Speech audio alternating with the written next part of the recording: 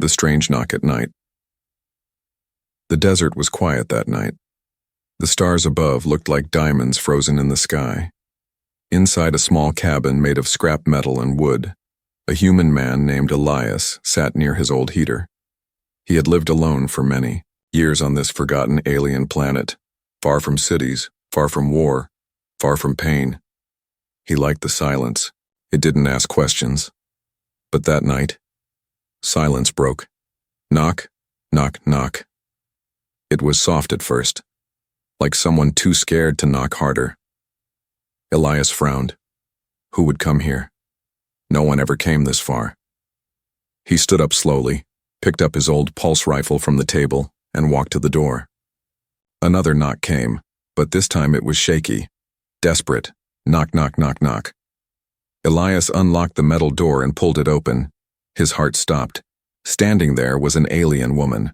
Her skin was a soft blue, glowing faintly under the moonlight. Her long white hair was messy, and her clothes were torn and dirty. In her trembling arms she carried two small alien children, both unconscious, barely breathing. She didn't say a word, just stared at him with big frightened eyes. Then without warning her knees buckled and she collapsed on the ground. Elias rushed forward, dropping his weapon. Hey, are you alive? He checked the kids first. They were warm. Barely. Alive. Then he looked at the woman. Her face was tired, her lips cracked. She was breathing but weak. He didn't think. He just acted. Inside, the heater was turned up high. Elias laid the woman and her children on soft blankets near the fire. He brought out clean water and some ration bars. The kids didn't wake up, but the woman did. Slowly, her eyes opened. She looked around, panicked, confused. Her hands reached out, checking her children. They're okay, Elias said gently, holding up his hands.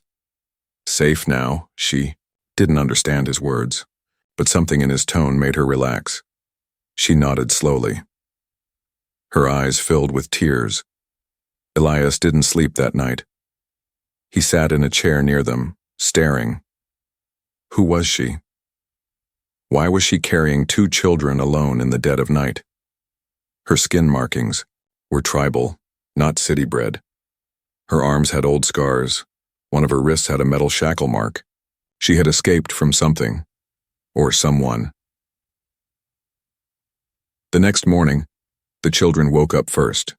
A small girl with glowing freckles looked at Elias and hid behind her mother. The boy, maybe 5 years old, stared at him with tired eyes. The woman tried to speak, but her voice was broken. Her words were alien. Still, Elias understood the look in her eyes. Please, help us. Over the next few days, she didn't speak much, but her actions told him a lot. She cleaned the cabin when she could stand. She made sure her children ate before her. She flinched at loud noises. She jumped when Elias picked up tools or metal. She had been hurt. Badly. One evening, as the sun dipped behind the hills, Elias found her sitting outside. The children slept inside. She was looking at the stars. He sat beside her, saying nothing.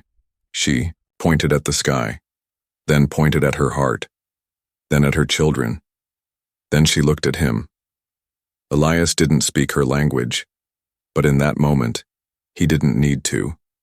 He just nodded and said, "You're safe here." She reached out and gently touched his hand. That was the moment everything changed. Later that night, after the cabin was silent, Elias lay awake. He couldn't stop thinking about them, about her. Why did she come to his home? Why risk her life in the desert? And what would happen if whoever hurt her came looking? He didn't have the answers. But one thing was clear. He wasn't going to let her or those children suffer again. Not while he was alive. Not under his roof. Not anymore. Hunted by her own kind. 3 days had passed since the alien woman collapsed at Elias's doorstep. Her children now played quietly inside the cabin, using old bolts and wires like toys. She still hadn't spoken much, but she was stronger. Her eyes no longer trembled at every sound. Elias had given her a name, Mira, because she wouldn't, or couldn't, tell him her real one. And the children? He called the boy Rilo and the girl Sena. They never corrected him. Maybe they liked the names. Maybe they just didn't care what they were called, as long as they were safe. But peace never lasts on a broken planet. It started with a strange buzzing sound in the sky. Elias was fixing the roof when he heard it. A faint mechanical hum, almost like a swarm of insects, but sharper. Faster. He looked up and froze. A black triangular drone zipped silently above the canyon ridge, sleek, deadly, and not from this region. He had seen those before. Hunters. Alien. Machines that didn't belong to any government or company. They were from a different order. Secretive, brutal. They didn't patrol. They tracked. And they didn't track just anyone. He rushed inside. Mira felt it before he could speak. Her body tensed. Her skin markings glowed faintly with fear. She pulled her children close as if instinctively knowing something was near. Elias locked the door, pulled the blinds. They found you, didn't they? Mira didn't respond. Her eyes stared at the floor. Her hand slowly reached behind her neck and revealed a mark, a burned-in symbol, like a brand, glowing faint red. It was tribal, circular, but with a line, slashed through the center. Elias didn't recognize it. What is that? Mira stood up and lifted her shirt slightly. Her back was scarred with rune-like tattoos, ancient-looking. Most had faded, except one, the same red glowing symbol. It pulsed. Elias stepped back. They're tracking you. She nodded. Then she picked up a stick, knelt down, and drew on the dusty floor. Symbols, people, fire, chains, and finally, a human. A stick figure like Elias, standing beside her and the children, she drew a line from him to the mark, then slashed it through. Elias stared. You want me to break the mark? She nodded. With what? I'm not some alien tech engineer. She touched his chest, then her own, then pointed at the children. Family. That's what she was trying to show him. She believed if he accepted them fully, they would no longer be traceable, that the bond between them would overwrite the mark.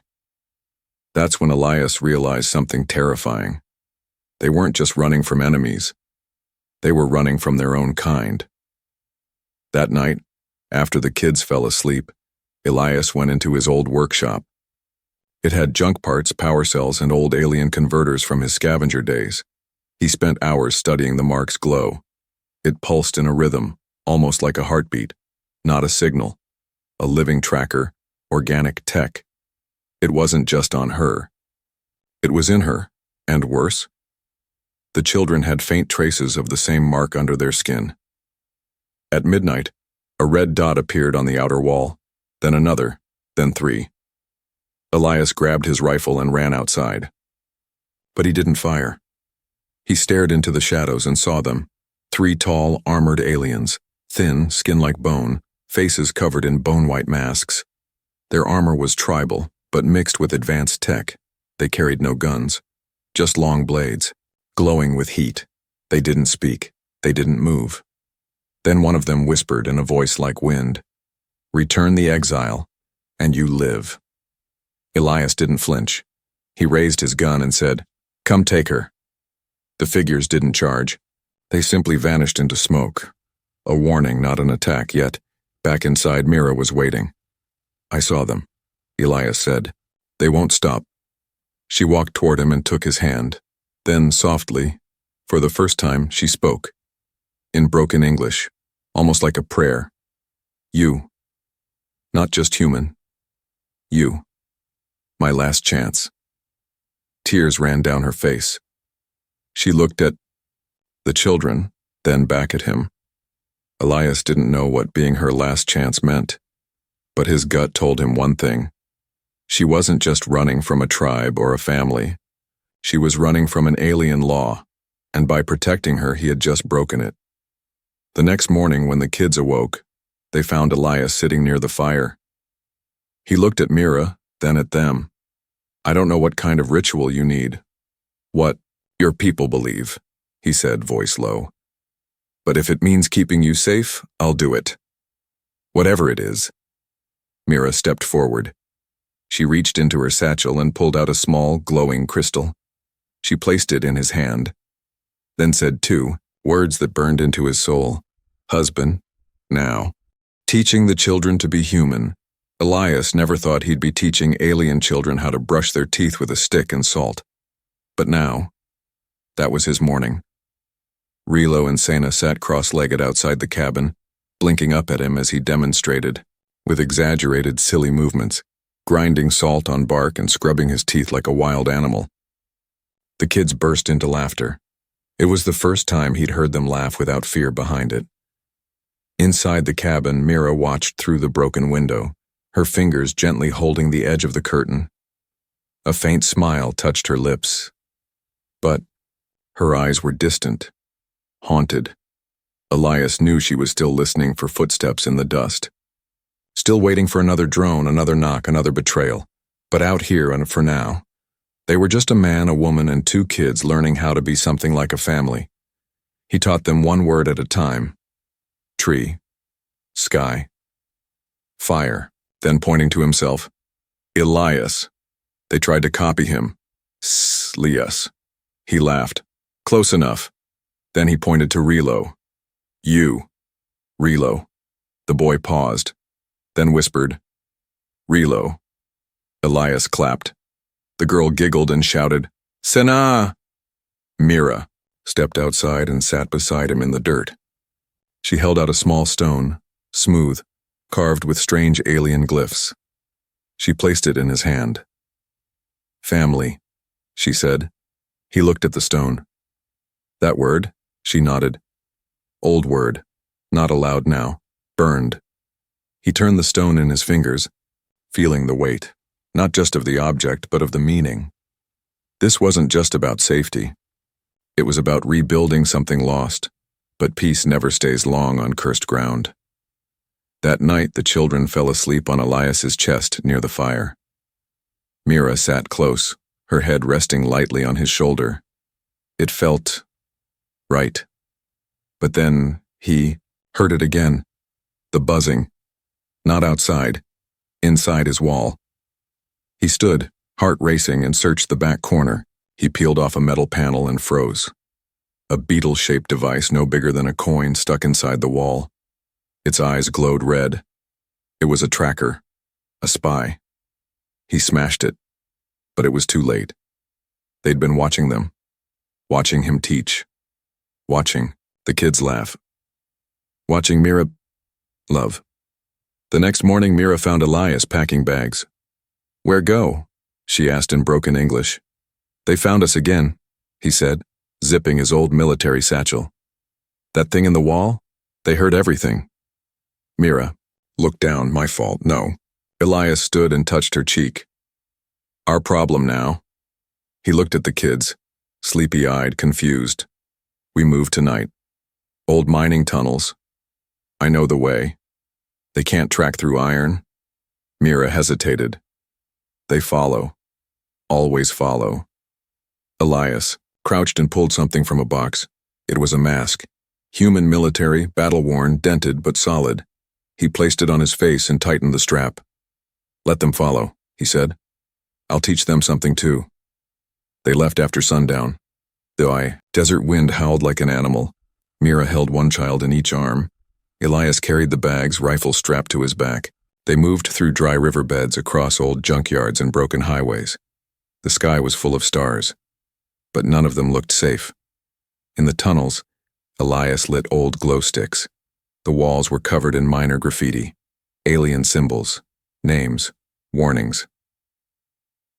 Rilo pointed to one. Mira translated softly.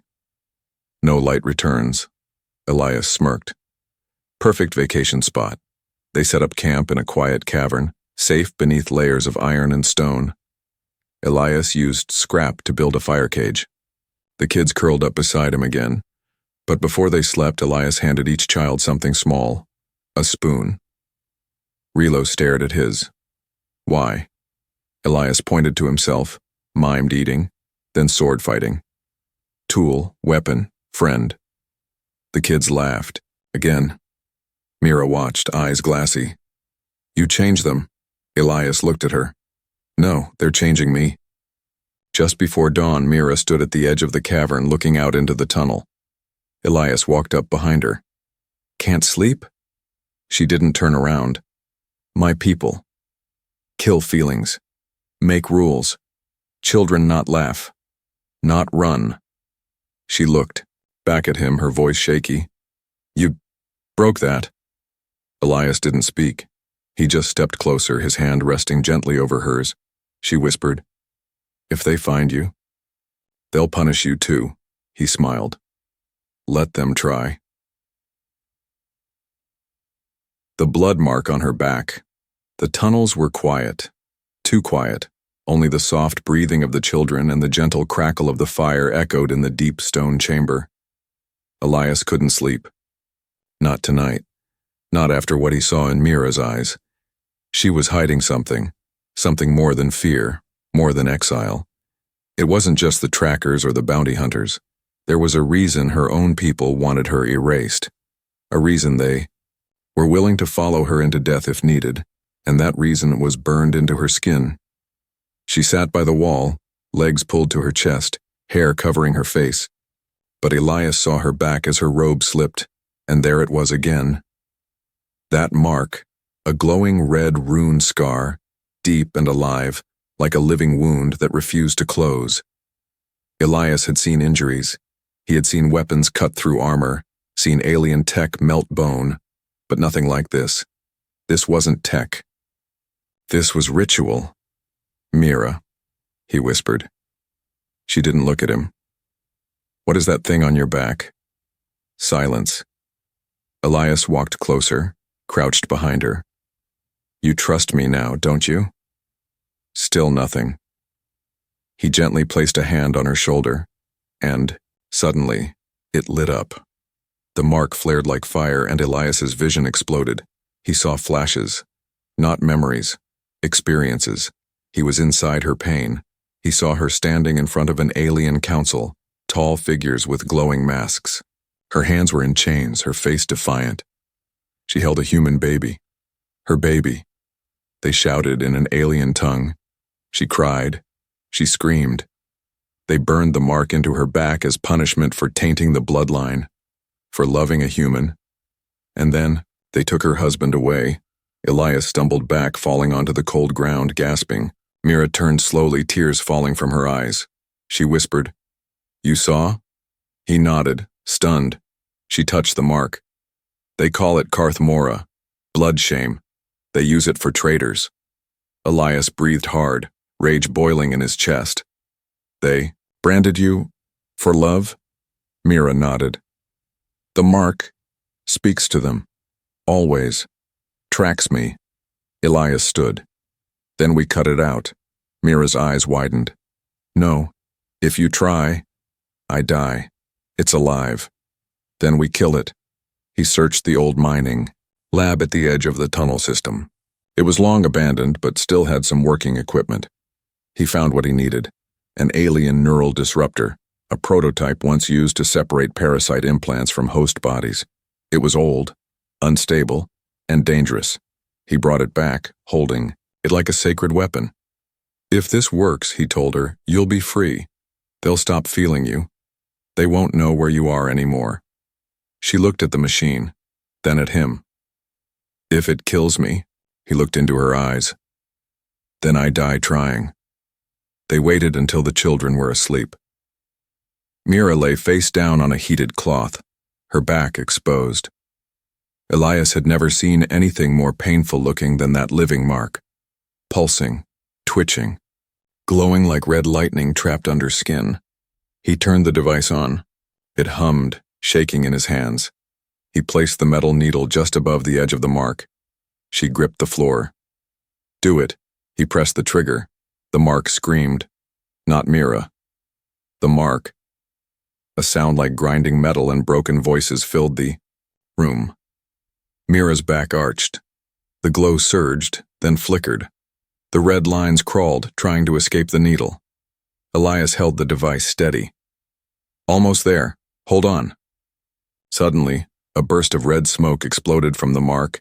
It twisted in the air like a living shadow and slammed into the wall, burning a rune onto the stone before vanishing. Then all was silent.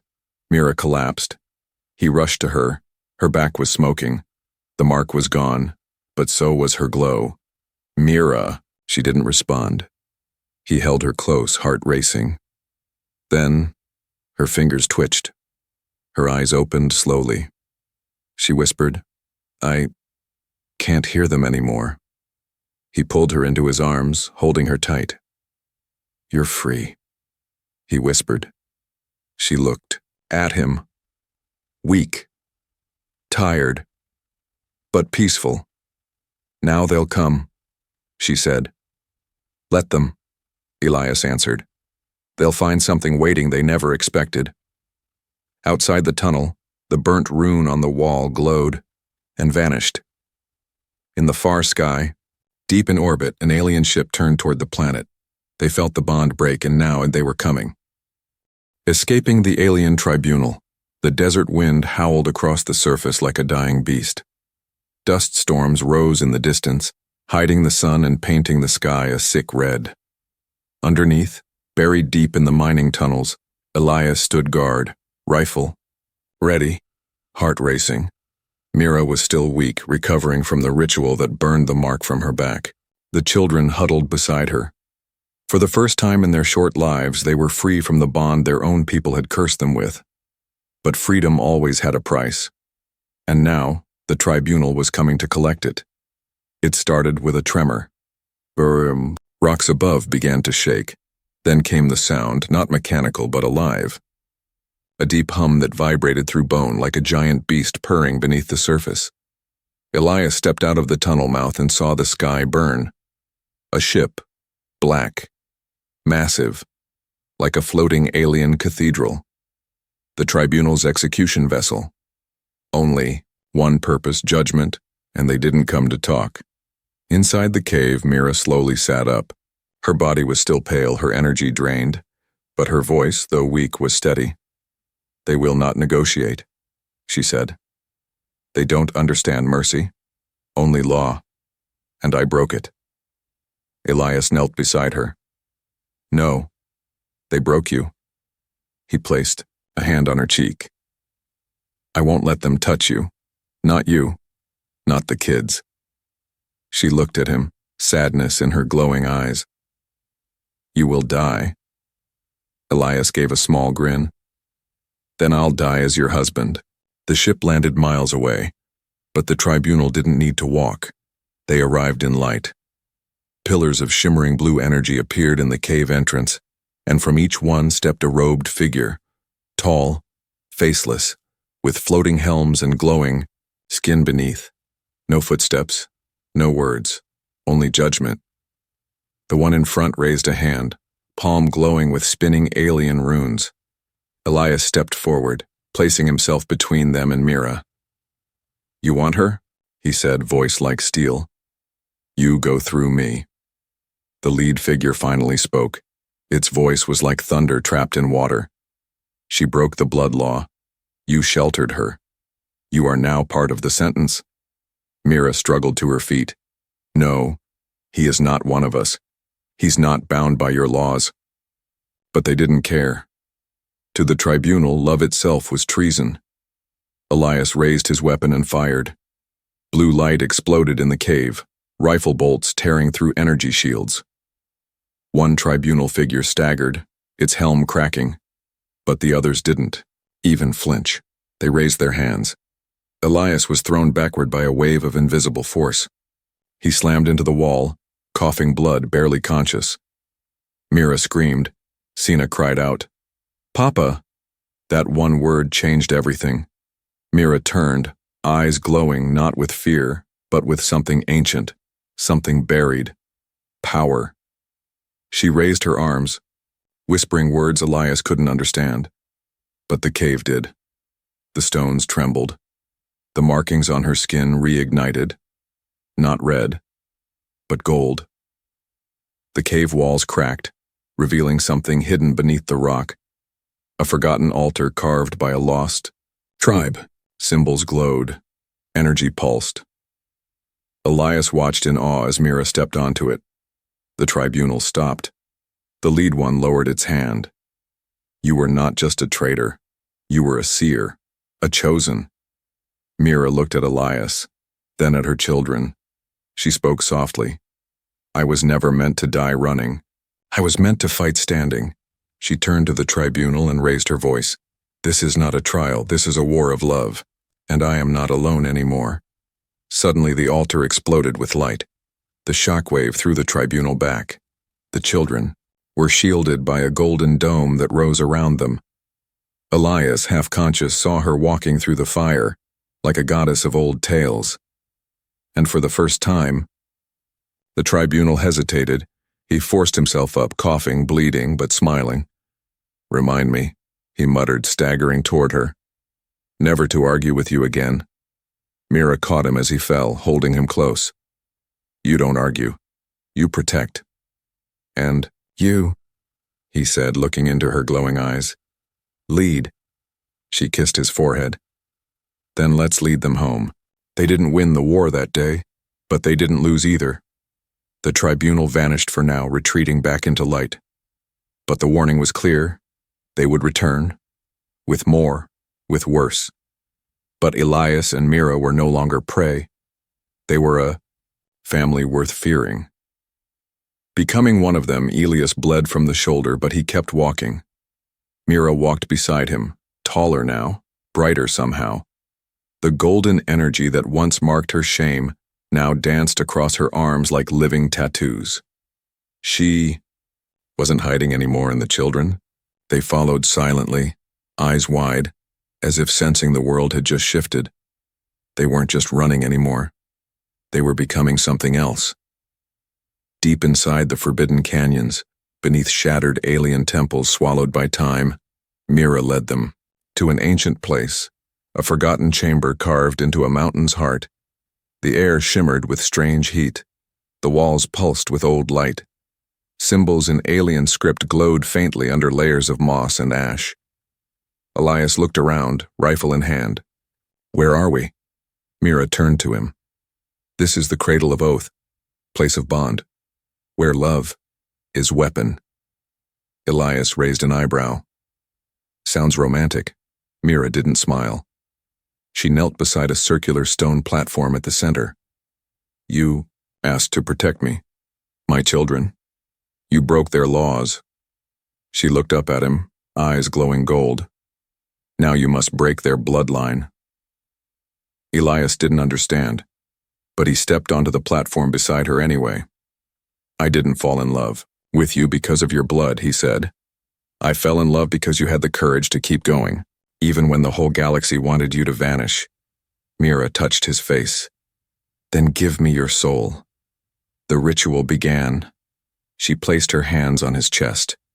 Gold light flowed from her into him. He gasped. Flashes of her world, not memories this time, but truths. She had once been next in line for a high council seat. She had refused to marry a warlord.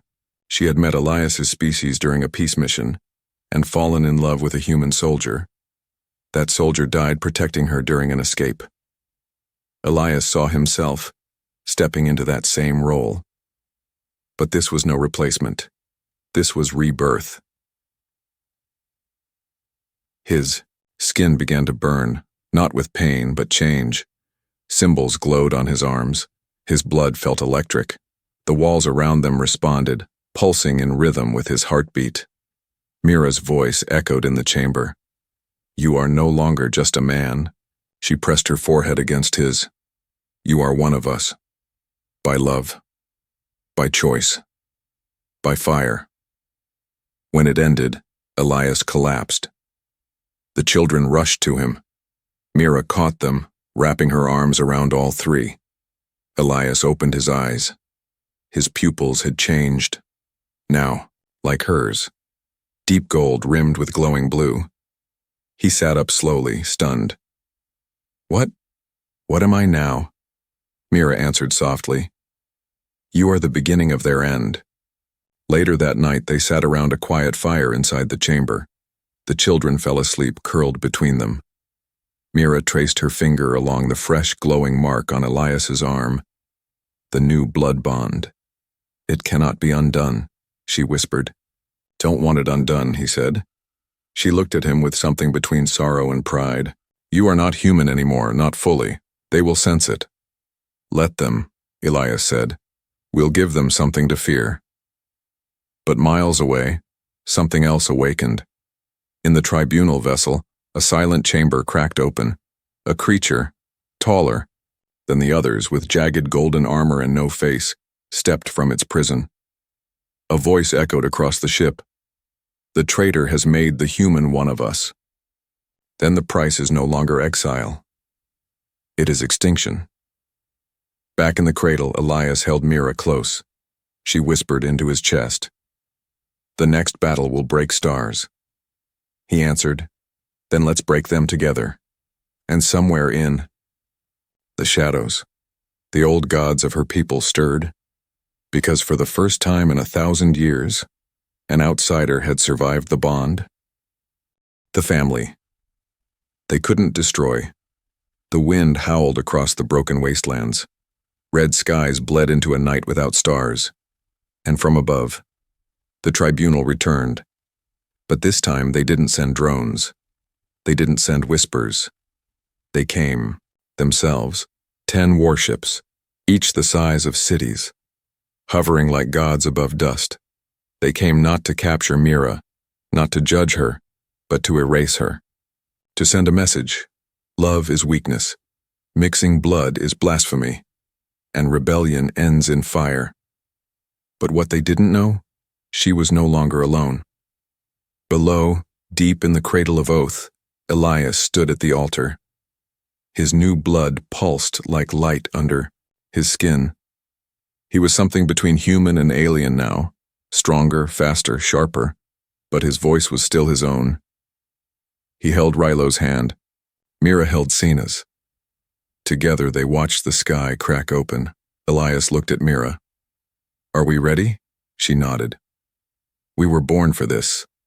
The first strike came like thunder. A blast of white plasma dropped from the lead ship and shattered the mountain. Rock exploded. Dust swallowed the sun. The cradle trembled, but the family did not run. Instead, they walked out of the collapsing temple like fire walking through storm. Behind them, ancient energy surged from the altar, a golden shield, rising, like a dome of light guarding the sacred ground. The tribunal's machines tried to breach it. They couldn't. On the surface, Mira stepped forward, her robes now glowing with old symbols. Not tribal this time, but royal. Elias walked beside her, battle armor pieced from old alien tech and scrap metal, glowing with golden lines. The children stood behind them, not afraid, not anymore. The sky rumbled as the tribunal leader descended. This one was different. The Grand Warden, armor forged from extinct stars, voice like a choir of screams. You were warned, it said. Mira stepped forward. I was chosen. The Grand Warden turned to Elias. And you, outsider, do you understand? What you've done, Elias smirked. I became a husband. The ground split as the battle began. Tribunal soldiers, dozens of them, rushed like shadows made of steel. But Mira raised her hand, and the ancient markings on the ground responded. Rising warriors of light formed from the soil, memories of, her ancestors' given form. Elias charged forward, his weapon burning in both hands. He fought like a storm, no hesitation, no fear. And beside him, the children joined too, not with weapons, but with voices. Sina sang an ancient melody, one Mira had taught her in secret, a sound forbidden by the tribunal. It echoed across the battlefield, breaking the helmets of soldiers, turning weapons into dust. The battle raged for hours, fire in the sky, light on the ground, blood in the dust. But nothing broke the bond of that family. Not death, not power, not prophecy, because in the end the tribunal made one mistake. They tried to destroy a mother's love. They tried to erase a father's promise. They underestimated the strength of something older than law and stronger than war: family. In the Ida final hour, when the last soldier fell and the Grand Warden stood face to face with Mira and Elias, it raised one final weapon, a blade made from the bones of fallen kings. It struck, but the blade never touched them. Rilo stepped in front of his parents, hands raised. Golden energy burst from him like a supernova, born from two worlds, powered by both. It consumed the blade, it consumed the warden, and when the dust cleared, only silence remained. The tribunal retreated. No one spoke of the battle again. Their history record showed a natural disaster. Their leaders vanished, their laws rewritten, and far beyond their systems, in a small home built from old stone and broken metal, a new family lived, quiet, strong, unafraid. Mira tended to her garden. Elias fixed broken tools for nearby travelers. Rilo and Senna played in the dirt, laughing in two languages. They were not royalty, not warriors, not rebels. They were survivors. They were a miracle. And across galaxies, when whispers of impossible, stories are told. Of a man who became one of them. Of a woman who defied her kind to protect love. Of children who sang stars into silence. They call it the family they couldn't destroy.